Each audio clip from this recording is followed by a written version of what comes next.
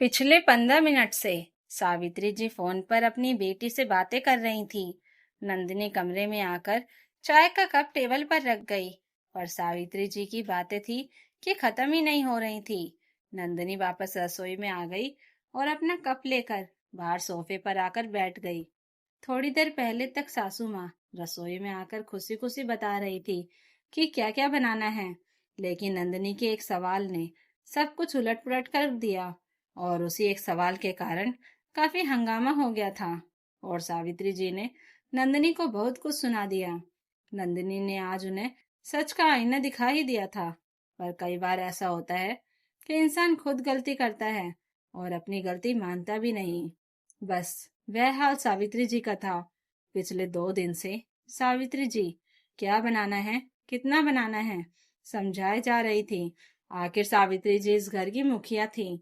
उनके इस घर में उनका बड़ा बेटा आदित्य, बहू नंदिनी और उनके 2 बच्चे विवान और काव्या रहते हैं। वहीं छोटा बेटा रोहित अपनी नौकरी का बहाना करके पत्नी सोनल और बेटी अनाया के साथ इसी शहर में थोड़ी ही दूरी पर रहता है।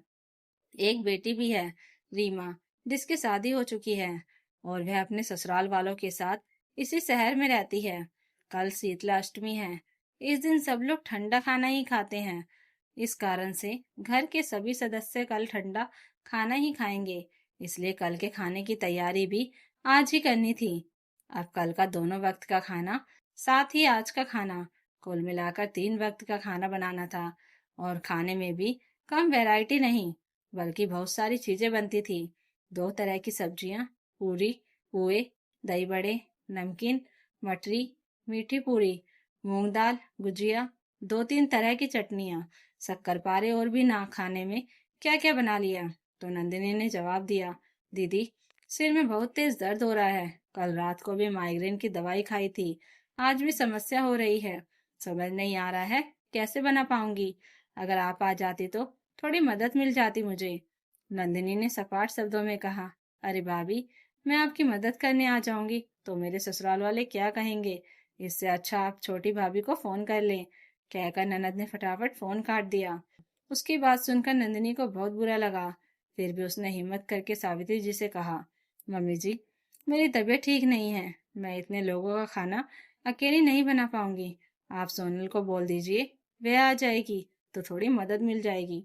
उसकी बात सुनकर सावित्री जी ने कहा, तू तो कौन सा अकेला खाना बनाती है, मैं भी तो तेरी मदद करती हूँ। ऊपर से तूने मेरी बेटी को भी मदद के लिए बोल दिया। थोड़ी सी भी शर्म नहीं आई तुझे? उसके ससुराल वाले क्या सोचेंगे? सावित्री जी की बात सुनकर नंदिनी हैरान रह गई। आज पहली बार ननद से मदद क्या मांग ली। उसने तो इतनी जल्दी अपनी माँ को फोन भी कर दिया। पर फिर भी वह बोली, मम्मी जी, यह सब बात की बात है। अभी तो आप सोनल को फोन लगाइए। मैं क्यों फोन करूं, तो खुद ही कर ले। छोटी ननद और देवर सूखा नहीं रहे तुझे। घर की बड़ी बहू है तू। अरे साल में उनके लिए एक बार खाना बना लेती है तो कोई फर्क थोड़ी ना पड़ता है। सासू माँ भी बड़बड़ाती हुई सोफे पर बैठ गईं। आखिर नंदिनी ने ही अपनी देवरानी को फोन किया और जानबूझकर फोन को स्पीकर पर रख दिया। सोनल, तुम आज आ जाती तो अच्छा होता। मेरी थोड़ी मदद हो जाती। मुझे बहुत सिर दर्द हो रहा है। इतने लोगों का खाना शायद मैं नहीं बना पाऊंगी। अरे भाभी, आप पहले फोन करती तो मैं जरूर आ जाती। अभी फिलहाल तो मैं अपने मायके आई हुई हूँ। यहाँ माँ की तबीयत थोड़ी खराब है। कहकर उसने भी फोन रख दिया, क्योंकि वह जानती थी कि कैसे भी करके सासू माँ नंदिनी से खाना बनवा ही लेंगी। नंदिनी ने सासू माँ की तरफ देखा तो उन्होंने नंदिनी को ही ताना मारते हुए कहा, अरे, उसकी माँ की तबीयत खराब है, तभी नहीं आई, वरना तेरी तरह कामचोर नहीं है वो। अरे, मेरी छोटी बहू तो गुणों की खान है। नंदिनी को सावित्री जी की बातें बुरी तो बहुत लग रही थी।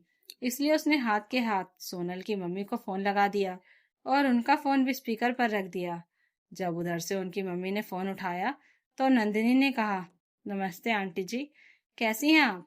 बस बेटा, मैं ठीक हूँ। कल शीतला अष्टमी है तो उसी की तैयारी कर रही हूँ। लच्छा, क्या आप सोनल से मेरी बात करवा सकती हैं? मुझे कुछ जरूरी काम था। अरे बेटा, सोनल यहाँ कहाँ है? कल शीतला अष्टमी आपके घर में भी तो है, तो कितना काम होता है। आपको तो पता ही है, मेरी बेटी तो वैसे भी बहुत मेहनती है। हर साल कितना अच्छा अच्छा खाना बनाती है। पिछले साल मैंने भी खाना खाया था उसके हाथ का। बस एक निवेदन करती हूँ बेटा, तुम भी मेरी बेटी जैसी ही हो, थोड़ा मेरी बेटी की मदद भी कर दिया करो। वह अकेली इतना कुछ कैसे करेगी?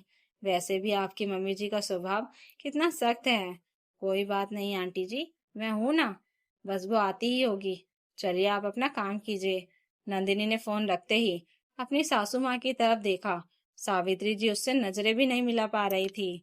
आखिरकार नंदिनी ने साफ कहा, माफ करना मम्मी जी, आप अपने छोटे बच्चों के लिए मुझे चार बातें सुनाती रहती हैं। वो आपके छोटे बच्चे हमारा इस्तेमाल कर रहे हैं, अब तो समझ जाइए। पर अब मैं उन लोगों के लिए खाना नहीं बनाऊंगी। मुझसे जितना बन पड़ेगा मैं अपने परिवार के लिए बना लूंगी। इसके अलावा मैं किसी चीज को हाथ भी नहीं लगाऊंगी। उन लोगों से कह दीजिए कि अपने खाने का बंदोबस्त खुद कर ले। अरे, उस निकम्मी बहू को तो छोड़, मेरे बारे में इतना झूठ बोलती है, पर मैं इतने सालों से अपनी बेटी के ससुराल में खाना भेज रही हूँ। अगर इस बार नहीं भेजूंगी तो उसके ससुराल वाले क्या सोचेंगे? देखिए मम्मी जी, आपको रीमा के घर पर कुछ भिजवाना है तो आप बाजार से सूखा सामान खरीद कर भिजवा दीजिए, पर अब मैं इतने लोगों का खाना नहीं बना पाऊंगी। मैं भी इंसान हूँ, इन लोगों ने मुझे मुफ्त की नौकरानी ही समझ लिया। उन्हें भी तो सोचना चाहिए था कि थोड़ा आगे बढ़कर खुद मदद करा दे। खैर छोड़िए, मुझे किसी से उम्मीद नहीं है, लेकिन अब मैं मुफ्त की नौकरानी बनने से इनकार करती हूँ और मैं उनसे कुछ नहीं कहूंगी। आप खुद फोन करके उनसे कहेंगी। जब सासू माँ ने देखा कि अब नंदिनी ने भी मन बना लिया है कि उसे अब किसी के सामने नहीं झुकना है और वह गलत भी नहीं है, तो अपने आप अपनी बेटी और बेटे को फोन लगाने चल दी। खैर, सासू माँ थोड़ी देर बाद हॉल में आई और नंदिनी के पास सोफे पर बैठते हुए बोली, बहू, एक काम कर, तू रोटियां सेक ले, मैं मीठे चावल और सब्जी बना लेती हूँ। बाकी किसी को कुछ खाना होगा तो बाजार से मंगवा लेंगे। कह दिया है मैंने उन लोगों से कि अपना अपना बंदोबस्त कर लो। और रही बात रीमा की, तो सूखा सामान बाजार से खरीद कर उसके घर भिजवा देंगे। सावित्री जी की बात सुनकर नंदिनी को पहली बार ऐसा लगा जैसे उसके अंदर वर्षों से जमा हुआ बोझ हल्का हो गया हो। उसने बिना कुछ कहे चुपचाप सिर हिला दिया और रसोई की ओर बढ़ गई। लेकिन इस बार उसके कदमों में वो भारीपन नहीं था जो पिछले कई सालों से हर त्योहार पर महसूस होता था। सावित्री जी भी धीरे धीरे उसके पीछे आई और बिना कुछ बोले सब्जी काटने लगी। दोनों के बीच एक अजीब सी खामोशी थी, लेकिन उस खामोशी में पहले जैसी कड़वाहट नहीं, बल्कि एक नई समझ की शुरुआत छुपी हुई थी। थोड़ी देर बाद सावित्री जी खुद ही बोली, बहू, शायद मैं गलत थी। मैं हमेशा यही सोचती रही कि बड़ी बहू है तो सब जिम्मेदारी उसी की है, लेकिन मैंने यह कभी नहीं सोचा कि तू भी इंसान है, तुझे भी तकलीफ होती होगी। यह सुनकर नंदिनी के हाथ रुक गए। उसने धीरे से उनकी तरफ देखा। उनकी आंखों में हल्की नमी थी, लेकिन इस बार वो आंसू दुख के नहीं बल्कि सुकून के थे।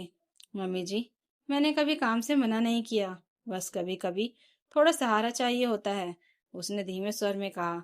सावित्री जी ने पहली बार उसके सिर पर हाथ फेरते हुए कहा, अब समझ गई हूँ, आगे से ऐसा नहीं होगा। उधर शाम होते होते आदित्य भी घर आ गया। माहौल पहले जैसा तनावपूर्ण नहीं था, बल्कि थोड़ा शांत और सुकून भरा लग रहा था। जब उसे पूरी बात पता चली तो उसने भी माँ का साथ देते हुए कहा, माँ, नंदिनी सही कह रही है, जिम्मेदारियां सबकी होती हैं, सिर्फ एक की नहीं। धीरे धीरे घर का माहौल बदलने लगा।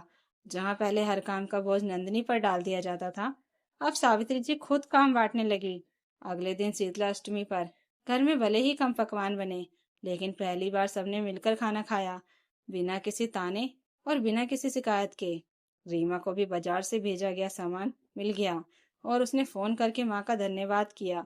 वहीं रोहित और सोनल को भी अपनी गलती का एहसास हुआ और उन्होंने अगली बार से साथ देने का वादा किया। नंदिनी के लिए ये त्योहार खास बन गया क्योंकि इस बार उसने सिर्फ खाना ही नहीं बनाया, बल्कि अपने आत्मसम्मान को भी बचाया और पूरे परिवार को एक जरूरी सबक सिखाया कि रिश्ते तभी चलते हैं जब उनमें बराबरी और समझ हो, वरना एक तरफा त्याग सिर्फ दिलों में दूरी ही पैदा करता है। तो दोस्तों, अगर आपको ये कहानी अच्छी लगी हो तो कमेंट करके जरूर बताइएगा और नई कहानियों के लिए चैनल को सब्सक्राइब जरूर कर लीजिएगा। Thank you for watching.